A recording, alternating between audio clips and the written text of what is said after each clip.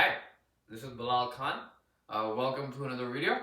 And the topic of today's video is how to become a great communicator with everyone around you. So I got a very interesting email that I wanted to share with you guys today. And this guy does a pretty good job of detailing his situation or whatever challenge that he is experiencing. Because that gives me a lot of information to work with, and obviously then I can pinpoint what the challenge or what the issue is and what you can do to overcome that challenge or difficulty. So without any further ado, we're gonna go ahead and jump right into the email. And the email says, "Hey Bilal, I hope this email finds you well. First of all, thanks a ton for everything you do, and following your advice has seen a positive change in my mindset. Awesome. I though have a very weird situation and would like to get your help if possible. Sure. I am a hard worker and give my 100% at my job. I though feel I am lacking in the communication department, which is coming in the way of me becoming a successful person in my professional life. Yeah, absolutely. You need to be able to become a good communicator to be able to flourish in your professional life. So that's very important. And one thing I like about this email or this guy is he's able to pinpoint or he's able to self-diagnose his problems. So it's always great when you can take accountability of your actions. And the email also says, I would like to get your advice as you are one of the people I highly value and look up to. Well, that is always appreciated. Thank you. I'm very outcome focused, get frustrated, and have a tendency to lose my composure or either give up if I'm not able to achieve my goal. Well, that is not good.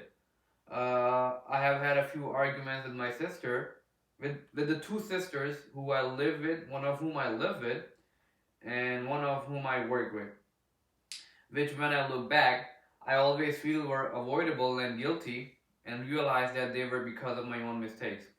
Yeah, that's good. That's very good that you are taking accountability of your actions or you are able to take responsibility of whatever you did because it does not make you any less of a person if you're able to apologize or if you're able to look back upon a situation and be like, hey, I was the one who messed up. So I apologize for that and I'll learn from this mistake or whatever failure or whatever difficulty I had and I will try not to repeat that again. So that's very important. I like this guy's attitude. I really want to improve my communication skills. Do I have to study people's personalities and then communicate with them accordingly? Good question, but what problem you're having here is looks like you're having a hard time communicating with women. And that is because, and a lot of people don't know that, they're not aware of that. Men and women communicate very differently. Us guys, we tend to be very logical and very reasoning focused. Women, on the other hand, are very they communicate with very relational examples of like how they talk about their experience or difficulty or challenge, and they use a very implicit style of communication as compared to explicit. Feel free to look it up as well. If you're not aware of the two differences, but these two communication styles are very different. And what's really going on here is, us guys, and we tend to be very egocentric. We try not to realize our mistake, and we always try to be like, nah, we're not the ones who messed up. It was somebody else, or try to blame other party. But I like that, you are taking accountability of your action and you're like, okay, I was the one who messed up, so I gotta be the one to fix it, which is great. So, one thing I would recommend you to do to become a very good communicator is to listen.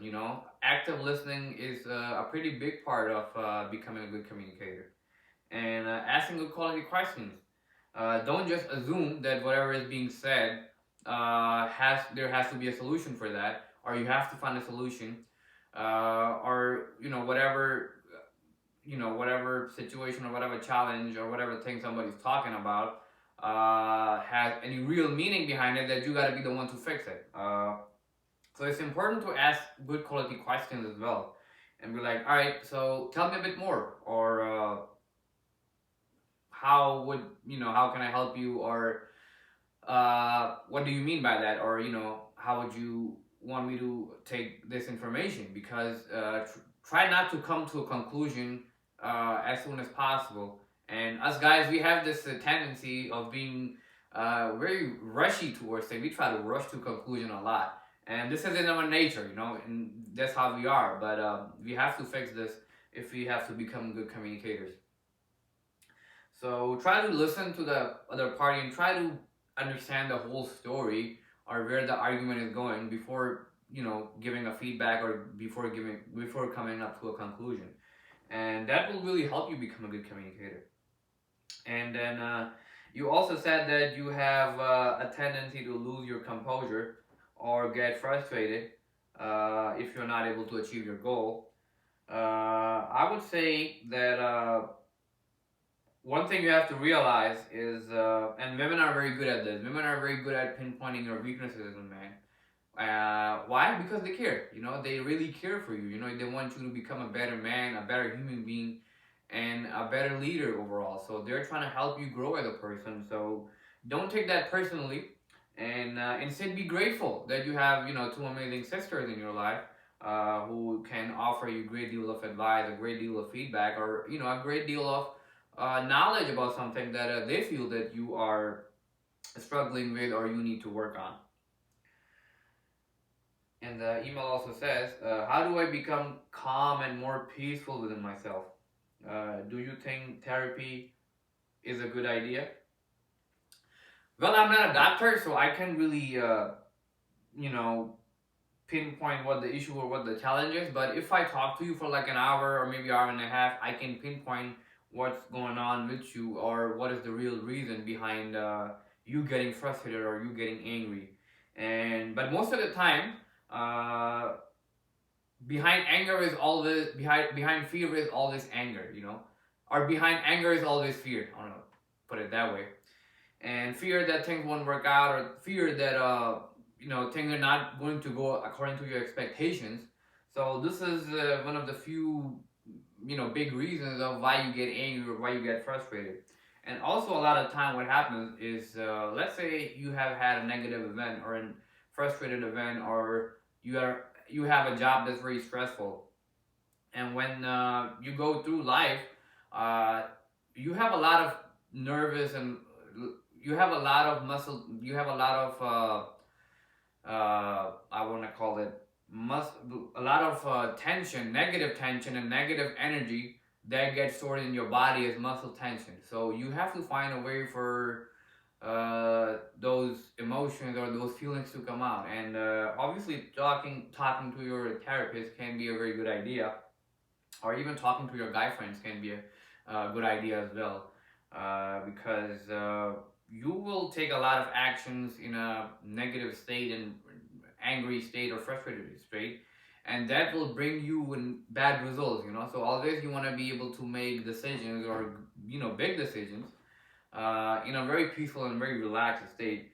And talking about your experience or whatever event had, whatever impact it had on you, can help you a great deal in letting those emotions, or letting those negative, letting that negative energy come out. So I would say it's very important to become very calm and very peaceful, is to understand, that whatever challenges you are going through, whatever difficulties you have, you will have negative tension that events will bring to you. So you have to find ways for them to come out.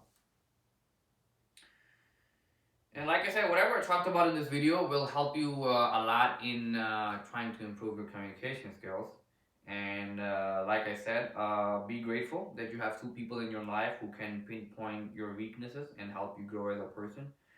Because you have said here that you have realized, or you come to a realization after a time has passed, that whatever arguments or whatever issues you had with your sisters, you were the one who was responsible, or you were the one who was not in the right. So that takes a great deal of courage and great deal of accountability.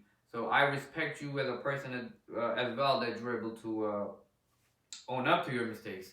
And one of my favorite quotes of Don Shula, who was an NFL coach, very popular name, is superior men blame themselves and inferior men blame others. So if you're taking responsibility, if you're taking accountability of your actions, it's very important. So that's all the advice I had for you today. All the advice that I wanted to share.